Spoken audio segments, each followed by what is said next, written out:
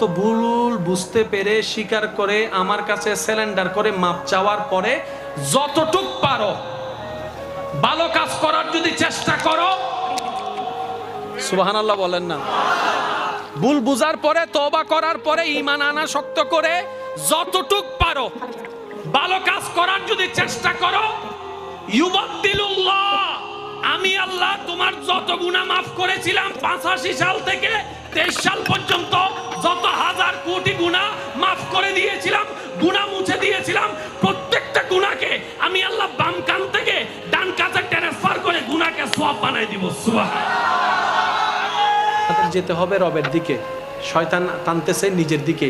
এই যে একটা শয়তানে টানতেছে, আপনি রবের দিকে যাচ্ছেন, এই যুদ্ধটা দেখতে রব বেশি খুশি হয়।